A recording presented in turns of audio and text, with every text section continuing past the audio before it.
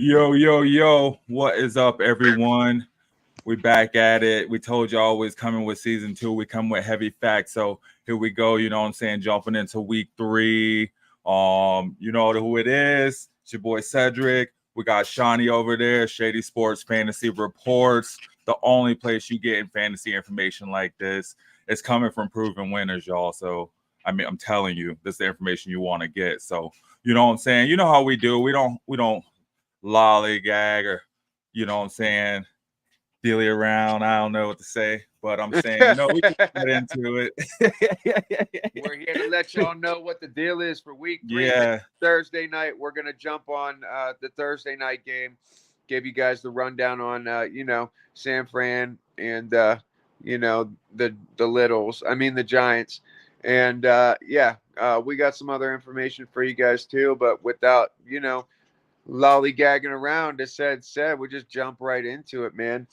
And I think the easiest and uh, the first thing to talk about is, whoever skipped over Christian McCaffrey in the draft, thinking, oh well, I'm going to do this wide receiver thing, and he sat there for. Whoever grabbed him's really thankful right now because he has the most volume of any running back in any backfield besides James Conner and DeAndre Swift last Thursday for the Eagles. He is absolutely crushing it. Yards after hit, his average yards per carry is ridiculous, and the touchdowns are there. He's getting them from 10 plus, 20 plus. So, I mean, you already know what it is with McCaffrey. Surefire startup. And yeah, got to have all the faith in that man. And like I said, you're super happy if you got him right now. One thing I do want to talk about, though, is a man who has George Kittle.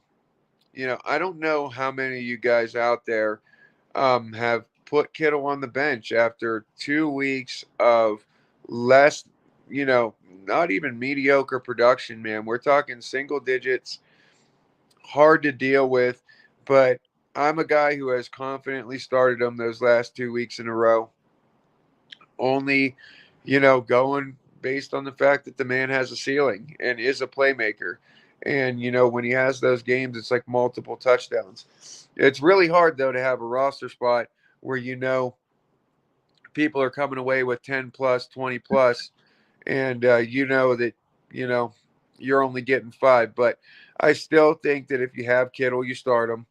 But that's a personal opinion. If you guys want to go to the wire, I don't know what is better out there in 10 plus team leagues, as I know it's not much. I mean, dude, even Andrews No. for Baltimore is a touchdown dependent guy. The only real dependent tight end is Kelsey. And I mean, they had his number last week. He only came away with 12, and that's because he had a touchdown. And, tight end is just a difficult position. But like I said, my thing is if you got him, you start him. And, if you're frustrated, change the position up.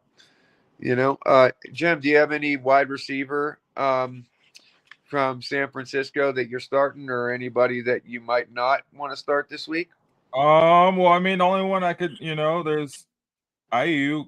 I feel like he went off the first week, and then last week he didn't really do much. Um, I actually don't have any 49er receivers on my roster because they're always hurt when you need Yeah, them. Debo, yeah. But I mean, honestly, San Francisco's rolling right now. I mean, True Brock that. Purdy had kind of an off week last week, but I expect him to bounce back, especially against the Giants. I feel like the Giants defense will be out there a lot, so they're going to wear down. And Yep. later in the game, you're going to start seeing, Debo and Christian McCaffrey pop off. So, I mean, more so Christian, but I mean, if you got Debo, you kind of got to at least put him in the flex. I think so too. I think he's a good flex option. I think that Ayuk is definitely a solid wide receiver too. And obviously, guys, what the deal is. We're talking about the 31st worst offense so far this season in the New York Giants. So obviously, your San Francisco 49ers defense special teams is a fire up. Yep. So yeah. And it just sucks because the one shining star on that whole New York Giants offense was Saquon Barkley, and he was a high draft pick, first rounder, all day. And, just like me, who had Chubb and put a lot of faith in him as well, I know that Saquon's not out for the season, but it looks like it's going to be a high ankle sprain, and it looks like it's going to be at least 3 weeks. Oh So the man. question is, even, Barkley is a guy that can get it done kind of regardless of offensive line because he's a playmaker. But I don't know that Matt Breida is that, and he is your next option. So I don't think I'm starting him as a handcuff for Barkley, especially against the San Francisco D. So the backfield for me for New York is just untouchable. And also, I mean, dude, Danny Dimes at quarterback. I'm not starting him, although he got it done with his legs. He scored some touchdowns, rushing TDs, but I just have a feeling that they're going to be passing all game to try and catch up, and it's not going to be worth it. So for me, honestly, on the New York Giants side of the football, guys, I just don't have any lineup locks for you this week. Um, I hope that they get better. I wish Barkley the best and hope he does only come back after 3 weeks. I hope it's a short timeline that he's sidelined. But yeah, I mean, it's just I don't know, man. They You thought after Dallas did it to them that they'd maybe turn it around, and they struggled again last week, and now here we are coming into week 3, and you got another rough matchup like this.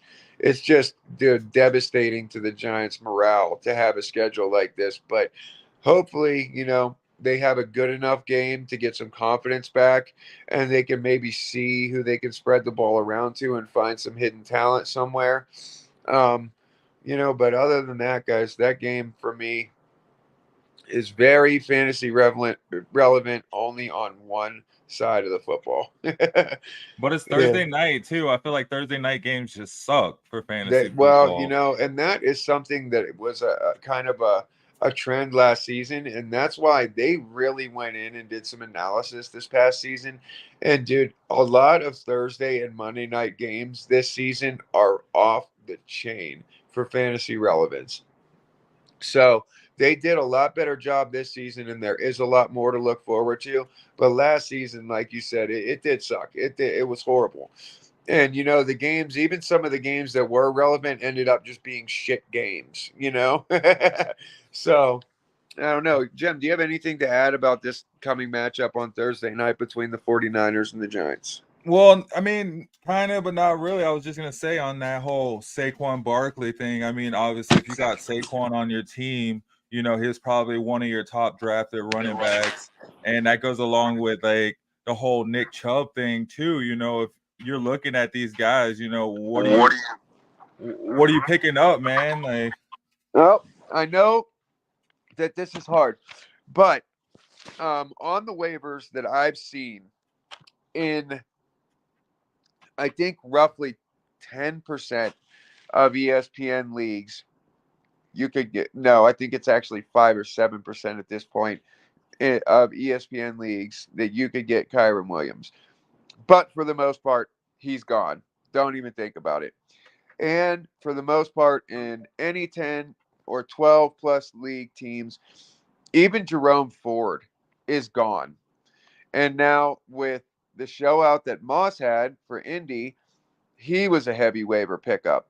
And then we saw that Kelly was going to be a heavy waiver pickup because of Eckler going down. But then you saw that he only gave you 3.9 fantasy points this week, even with the volume that he got.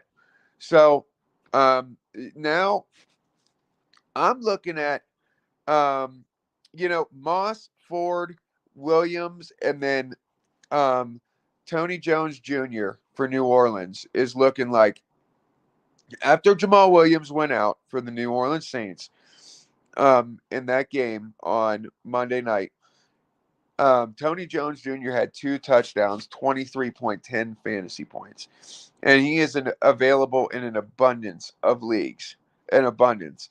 And also, um, Cooks back up for the Bills had even a 10-plus point game just Who's because that? of the fact that Cook had such a good game and the volume was being shared.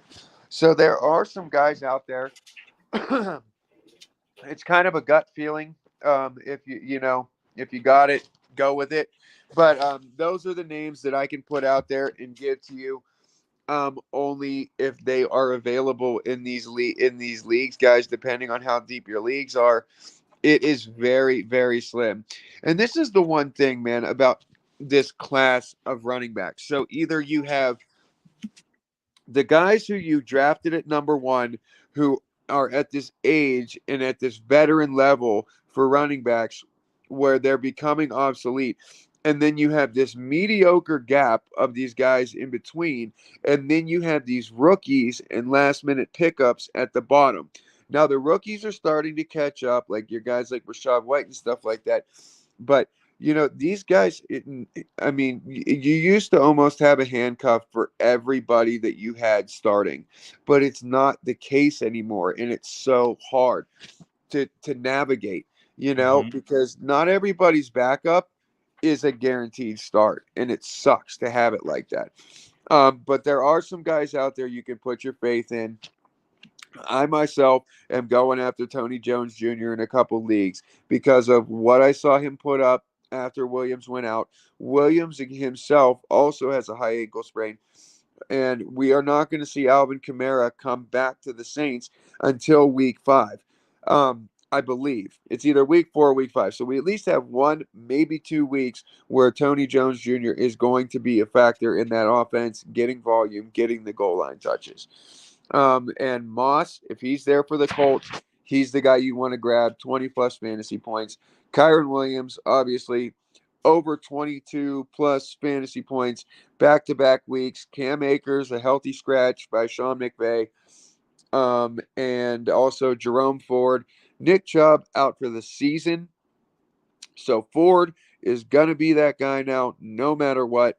And you might even want to grab his backup. I'm blanking on his name at the moment, but I know he's a little higher up on waivers as well.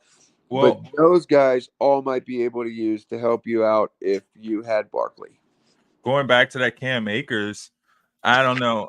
I don't know. For some reason, I just feel like he's someone to watch because Sean McVay, he came out and said that pretty much they Eh, wanted to trade him. And with Dude, all these yeah, running back injuries, you know, I wouldn't. Here's the thing. For some reason, last season, Sean McVay did the same thing, and he said it's nothing personal between us. But then here he is doing it again. But Williams didn't put up like this last season. He was a dud. And now Williams is putting up, and he's a healthy scratching him. But I also wanted to say on the Chubb tip, and Kareem Hunt is in Cleveland right now, just so you guys know. And it is very possible with the relationship they have and the availability in their cap that they have left for them to possibly sign Kareem Hunt for the remainder of this season. So don't rule that out either. You might, if you have Hunt already because you stashed him, or he's still on your wires. That's going to be a godsend if that happens. But Ford is a powerful runner, man. It seems like anybody who is a backup in Cleveland, like Dearness Johnson last season, anytime they got to start, they ate. They ate, they ate. They were a 20 plus point starter every week, for sure. And this Cam Akers situation, I don't think he's going to leave the Rams. I no. don't think McVay will allow that to happen. I don't think he's going to get a trade. But when Sean McVay fired him up after those healthy scratches last season, he came in and had some really good 20 plus point fantasy games. But if Williams stays the hot hand, then I have a feeling that Akers, if he asks for a trade, then they might give it to him. They might give him the option to look around. But I haven't heard anything. Nothing from Shefty, nothing from anybody that I'm sure of. So as of right now, he is 100% surely a Ram and gonna be, and Okay. nothing more than a healthy scratch on that roster. Okay. So yeah, I don't know. Um, what do you? Hey man, how about dude? I want to talk a little bit about what them Denver Broncos did last week, dude. That was such a refreshing thing to see, dude. And then they went away from it. Well, it's hard, because they're such a strong first half team, and to see what they had going and what they had together and how hard the D was, you know, backing it up, and they had him in a corner, and dude, Russ was on. Dude, Mims had 60 plus yards reception, one for a TD. I Brandon mean, Johnson had what, 2 Johnson touchdowns? had he was a monster, like 25.5 fantasy points, dude. And then, I McLaughlin, know Hail Marys are all luck and it got tipped or whatever, but dude, don't still a tell me that catch. wasn't awesome to see, dude. And then, it's a shame how it ended and everything. But I mean, I got to tell you, man, normally it is an uneventful giveaway. And I can tell you right now that the Broncos are not the Broncos of last season. Oh no. And change is there, change is happening. But I got to say that for this week, um, with Judy fresh back and Sutton how he was, I mean, there was nothing overly crazy. For me, they're just wide receiver threes, flexes this week. Mims, dude, to You, watch what he I'm did was starting Mims amazing. this week. Okay, see, I know a lot of people are going to put their faith in that, but you all know what it is. That is your long play, touchdown dependent homie.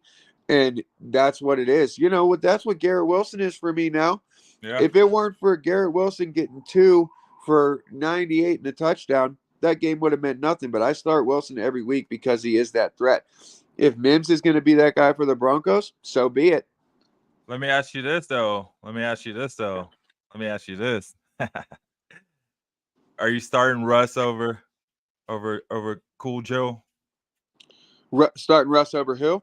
Joe Burrow. No, No? no, no. No, absolutely not. Not even Uh, with the injury news? well, no, I don't think so, man. Well, I mean, if he's hurt, then yeah. But if he plays, dude, I'm sorry, man. Dude, anybody, it's like saying, How many dude. points has he got in this season? Let's see what he has in the sleeper. Well, obviously, week 1 is not going to be counted, but week 2 and this week, I mean, he's only got one game you can actually look at the sample size and judge.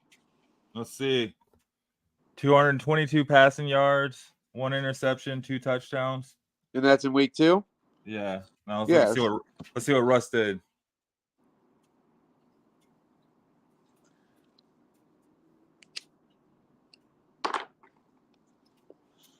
308 yards, 1 fumble loss, 1 interception, 3 touchdowns, 56 rushing yards. Russ had 26.92 in sleeper. That's unreal, man. I mean, I'm that's just saying. one. That's just one. Like, dude, would you ever He have had thought? 15 in the first week. That's pretty. Hey, man, dude. That's There's been going a up. lot of. There's been a lot of quarterbacks, dude. I couldn't believe it when I took a look at the waiver midway through the Sunday games, and I saw where some of these guys were already at 20 plus points. I was just like, oh my god, dude. I got Lawrence in struggling to get me to 5 points right now, after having like a decent week 1, but not enough for him to call me to call him my QB1. And now I'm just like, you know what? I had Richardson behind him in that dynasty league. And then, dude, Richardson, 17.76 points before Before he getting went hurt. out. And dude, that was at what, the end of the first or the second quarter. And he already had 18 fantasy points when he got hurt. And I don't, dude, I should have done some more research. I think he is in concussion protocol, and He is. I don't think he's going to play this week as a result of that. Correct? Let me see. Can you look that up for me, please? Because I Yeah. definitely want to know if he's a scratch. Because I know he put himself in the protocol. Yeah. He won't be playing Sunday. What a shame. Well, Yeah. that elevates Moss even more because that means they're going to be even more dependent on the run game. So I don't know, man. They got Minshew. He Well, dude, the you stash will know, come and you through. know what else, man? I was gonna another receiver that I was gonna talk about who's been so solid and awesome for me is Michael Pittman. I was so happy I drafted him, dude. He's been sitting steady in my flex spot and just doing so well for me. He's not going anywhere. I love it. Yeah, I guess we'll talk about the Colts, um, and what they're doing. Yeah. So who Minshew is their backup? Oh man, that's a solid starter right there for Yep. sure. And then who do the Colts play this week, Jim? Texans. Oh, okay. Wow. Okay. Right on. That's It's a rivalry game, so I mean it'll be played a little harder. yeah, For sure. always. It elevates the game script for sure. For sure. But at the same time, man, it's still, gosh, today it was funny. Mike and another homie from Texas in our dynasty league. Mike's obviously a Broncos fan. And then homie Ross Gill, Texas Ross Gills in our dynasty. They Uh-oh. they You there, buddy? yeah, you got me? Yeah, I mean, you clipped out for a second. Okay, yeah. Mike, and Mike's a Broncos fan and he's in Texas, obviously. Well, another guy in our dynasty league, Texas Ross Gills, he's a Houston fan. They put a hundo on the game today. I guess the Broncos play in Houston in December. The Broncos play in Houston in December. Yeah. I think Broncos are winning that. Yeah, Mike put a hundo on the Broncos, and yeah, he put a hundo on the Texans. I was like, oh man, I didn't want to say anything to the homie Texans, but dude, that's a definite W for Denver, and I don't care if it's in Houston or not, but yeah, there's some talent spread around the Houston offense, but dude, I think they're playing Damian Houston. Hold on, I could be Da- wrong. Damian Pierce has failed to get it going and has been taken out of all rosters that I have. Could be wrong about what? They're playing Baltimore. They played the Texans this past week. Oh, okay. Okay, so they play the Ravens this week. Yeah, so he's Oh, out for the wow. Ravens All game. right. So that changes things up a little bit, but still a very, very winnable game. That's going to be a good game. I think that's going to be a good game.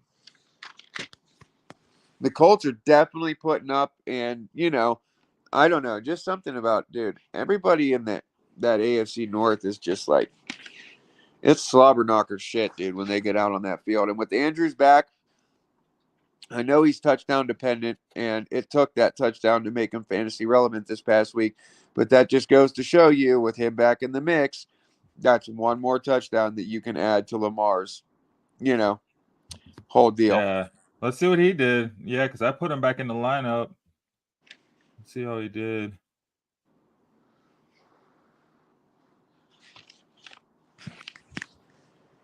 Yeah, man.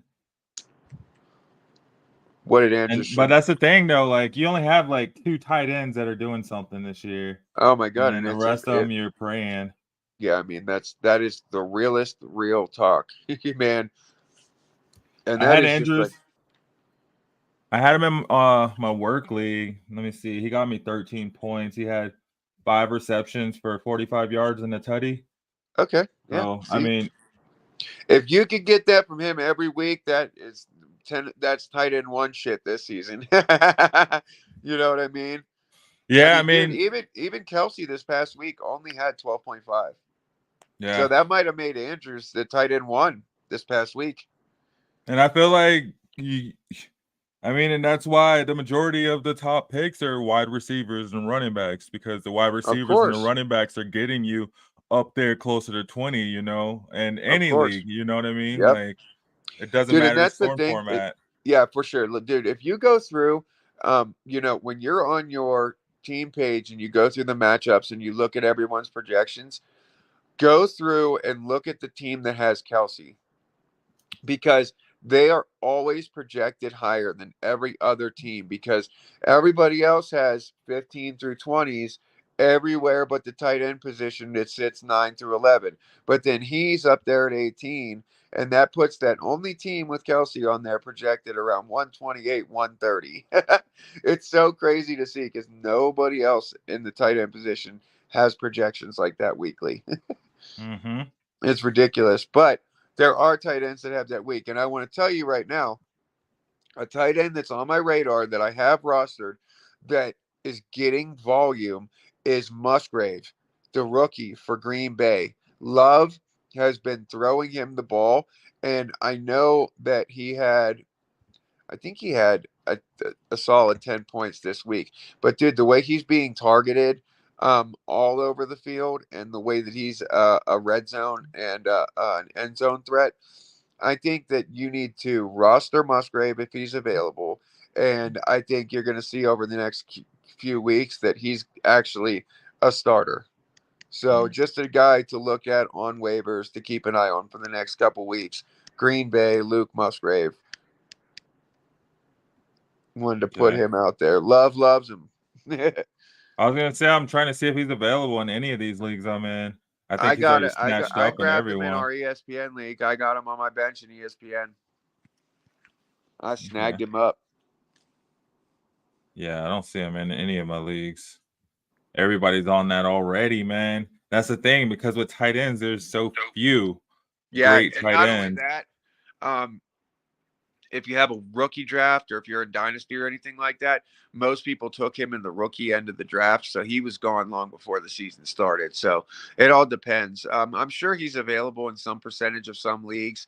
And, information for, whoever's watching or whoever's looking out there. If he's available, he's definitely worth a bench stash and to keep an eye on for Mhm. sure. Faux Cool. show, Well, faux show. I hope Eckler comes back this week. It looks like he's projected to come back. And the Chargers, they definitely need him because it's all been huck and hope to Keenan Allen, who's been doing amazing. But with the Mike Williams always on the verge of getting hurt, Eckler is that whole entire offense essentially, mm-hmm. dude. When it comes down to it, and the way he's consistent and the volume he gets. And I grabbed Kelly, and I was so quick to praise him, and say he's the only lineup lock that I could see out of guys. And then he goes in and he gets what he gets. I think he's projected at 8 this week, and then I'm sure that'll go up if Eckler doesn't play. But I'm not sure of the Chargers matchup this week. But after what he did last week, and dude, the volume was there. And that's the worst part is that he had the carries that a starter would have, and he Mm-hmm. still only got like I think 39 yards and no targets. He was not targeted for receptions at all. So that makes it rough, man. It makes it rough, and it was hard to watch because I had some talent on my bench while he was getting me 3.9. I had James Cook on my freaking bench who got 19.9 when I got 3.9 out of, that was the difference I needed to win that, to finally get a W in ESPN, man. This is the first time in ESPN that not only did I not win the first game, but I'm 0-2. It's ridiculous. I'm so pissed. But I'd rather get these losses out of the way now. And I am still very confident in my lineup. And moving forward, I got some good guys in the position to take over. So I am not worried at all. And week 3, I feel very, very strong. So, and also, dude, playing Chris last week, dude, that fool's roster is off the chain, and it's scary. And playing you week 1, you knew how to play smart, and you picked up the best defense possible, and you smoked me, dude. You were number 1 scorer week 1. Yeah, Chris was the number one scorer last week, so you just been playing the number one scores. Hopefully, it's not like that every week for you. Yeah, no kidding, no kidding. Um, so I think something I want to talk about is, there's a possibility that Gainwell is going to come back into the script for Philadelphia's backfield, and we all watched what DeAndre Swift did last week. He got 77% of the background of the backfield love last week, and he had a crazy amount of fantasy points. I think in my sleeper league, because he had 100 plus, it was 33.1, and I'm sure it was less than that in ESPN because I have a different scoring format. But still, I mean, the man was just off the chain. But if Gainwell remains out for week 3, DeAndre Swift is an RB1 lock. And, so is, I know that it was hard to watch A.J. Brown not get more than 20% of the receptions or the target share. But Deontay Smith, he was there and he took, and AJ Brown. It's not like he got you a goose egg, but he didn't get you anything that's going to win you a matchup. But Smith did. And also Dallas Goddard is someone at tight end that you always have to start because he does have that upside, and Jalen Hurts is his quarterback. So what about this though? What about Brian Robinson? oh, dude, B. Rob Jr. So I went into this season thinking, okay, well, all this news coming out of Washington is telling me that Antonio Gibson is going to be this dual threat, but he's still going to get this background or this backfield work. And then, they got this other guy. And then all of a sudden you say, oh, well, Johan Dotson is going to be, so heavily in the mix that they might not go to the run game too much. Dude, well, now they know that they got this maniac stud in this backfield, and they're going run heavy, and it's showing that it's working, it's paying off, and he is scoring touchdowns, he is getting 100-yard games, and B. Rob Jr. is a fire-up, bona fide RB1 every week going forward, hands down, dude, and I love it. I love it.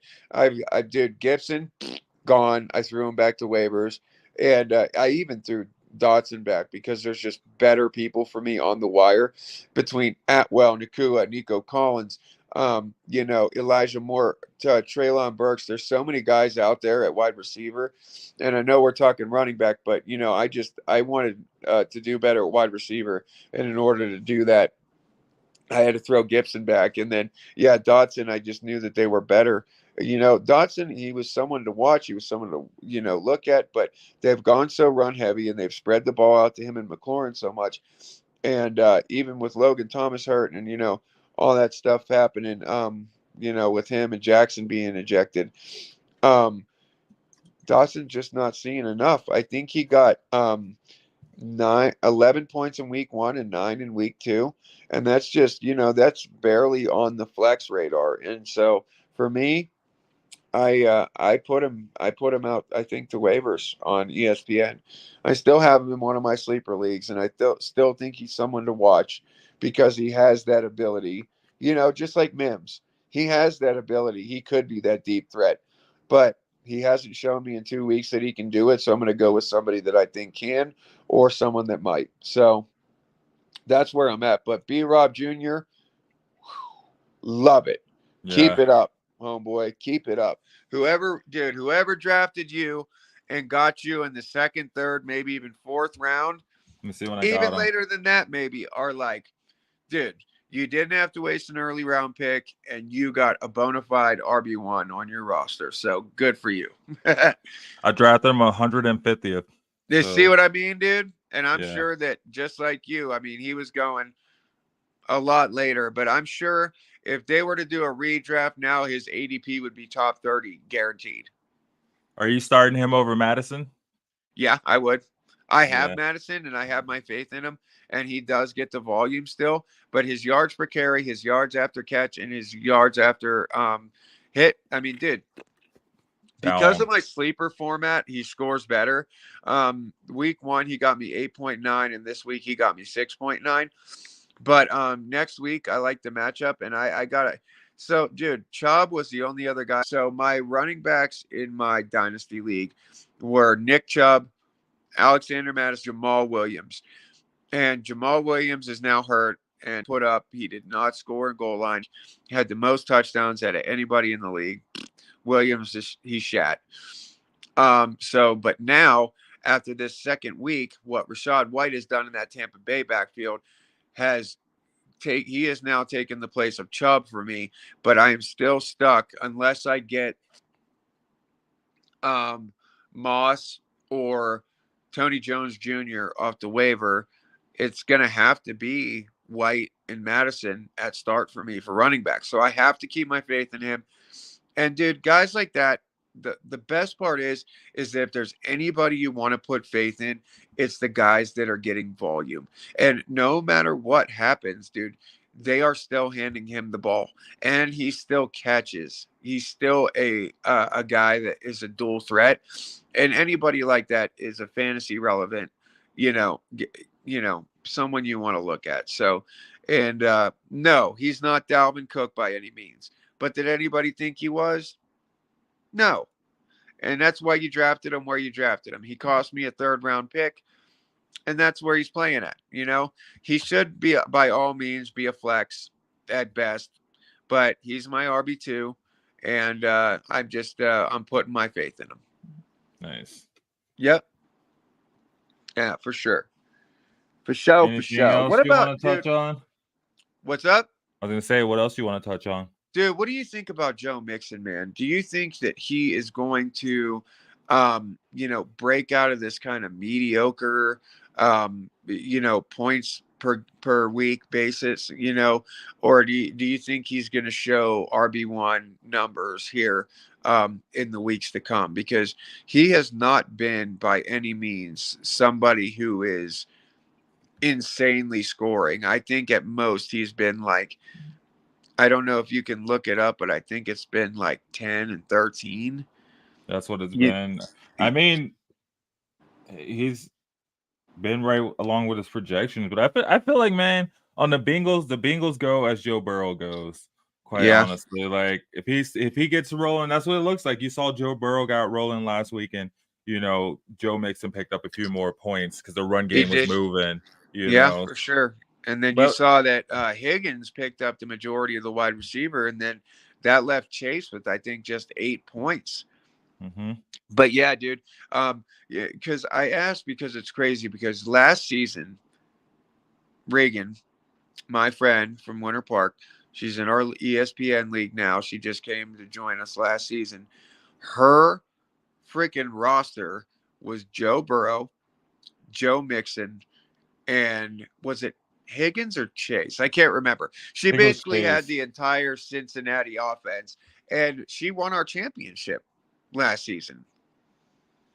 Now, she played me, and it was after that game where DeMar Hamlin went down for the Bills, and instead of combining last 2 week scores, we threw out that week and started fresh in the final week. So things may have been different, but Mm-hmm. with an all Cincinnati Bengals roster, she pretty much won a championship. And that's why I'm saying, like, I don't remember Mixon just being this average. I remember him doing better, but I don't know. Maybe it's because they've been playing from behind and they've been struggling so much that the volume hasn't been there.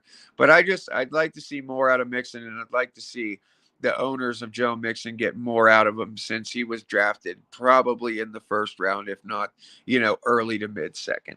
Mm-hmm.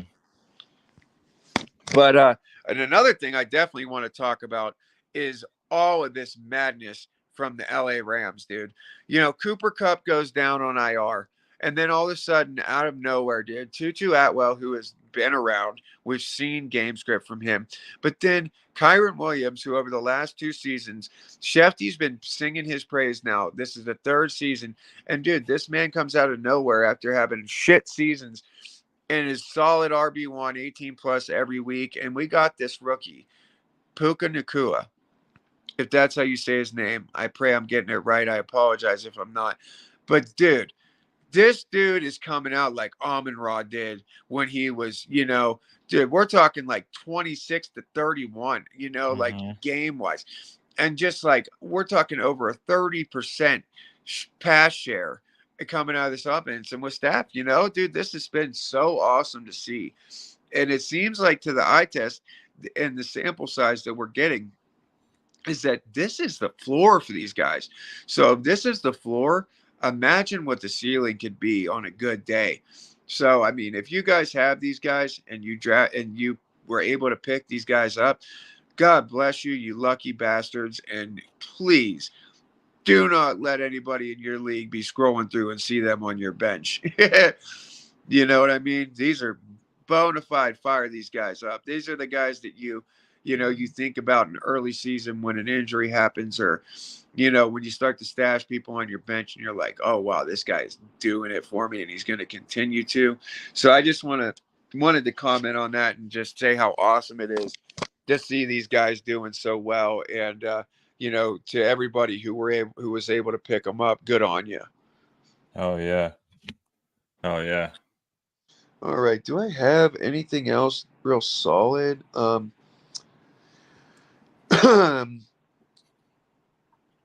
Let's see here.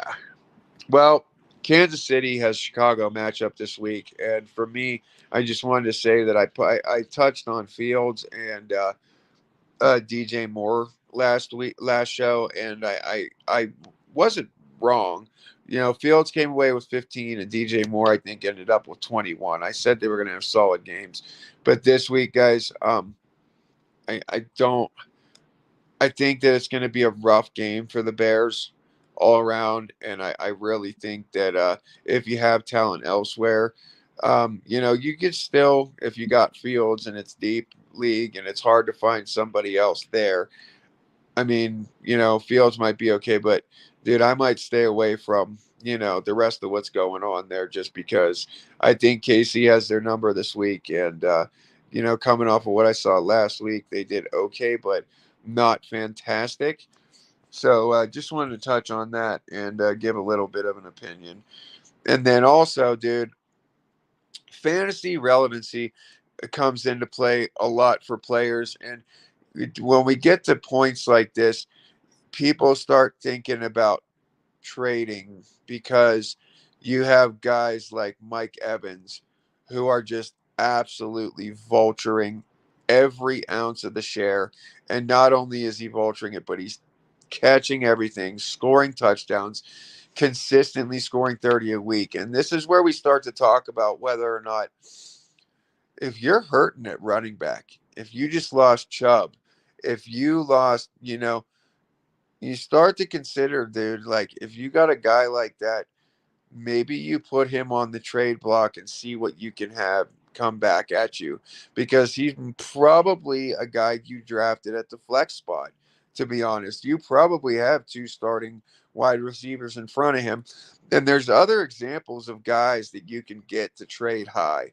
So I just wanted to put that out there, that you have guys like this, and if they're sitting on your bench or if they're sitting at your flex, don't be scared to put guys on the trade block and see what you might get out of them if you're hurting somewhere. Because, dude, I mean, what he's doing and what he's been doing is unreal and awesome. I probably want to hold on to him, but I'm just saying that guys like him are guys that you have as sell high priorities. You know what I mean?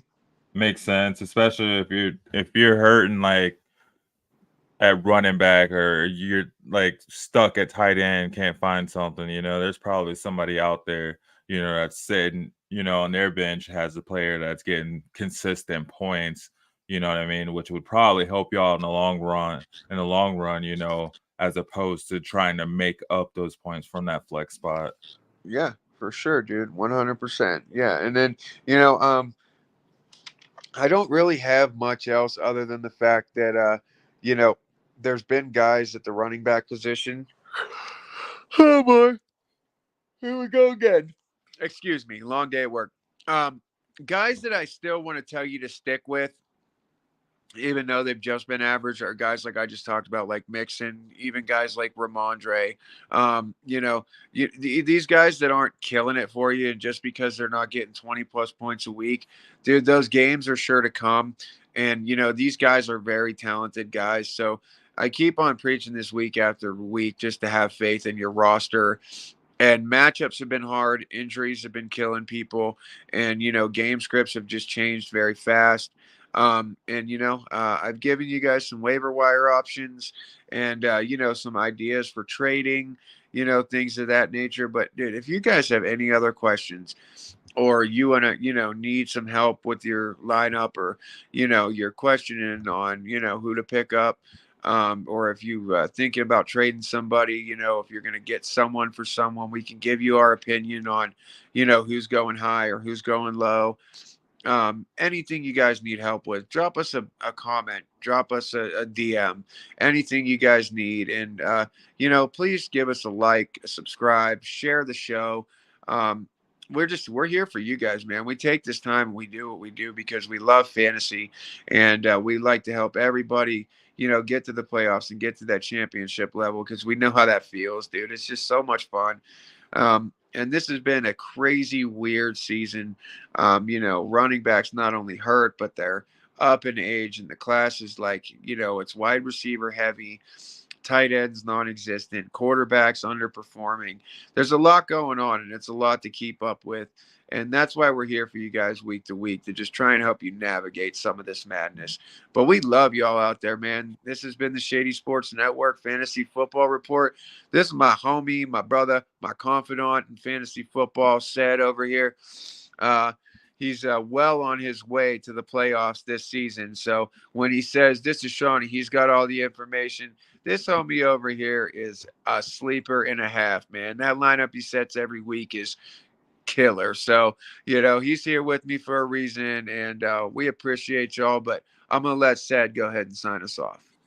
Yeah, man. We play in some competitive leagues for sure, and many more to grow as the years come. But, we don't have all the answers. It's all speculation. We love to have fun, though. So, yeah, like you said, drop us questions, hit us up.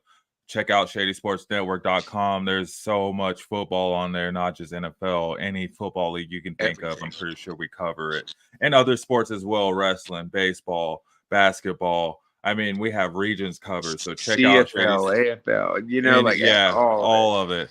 All of it. But with fantasy football, we all play fantasy football. And we all do it because we love it. You know what I mean? We love the sport of football. So hit us up, drop your questions, send us your teams, tell us about your leagues. We want to hear about it. We love to hear about it. And you can check these videos out on YouTube. You can check it out on Twitch. You can check it out on LinkedIn, on Facebook. We're everywhere, man. So, look for Shady Sports Fantasy Reports. We're just going to keep growing. Bring us your info. We'll bring you ours. Thank you guys for watching. Have a great night.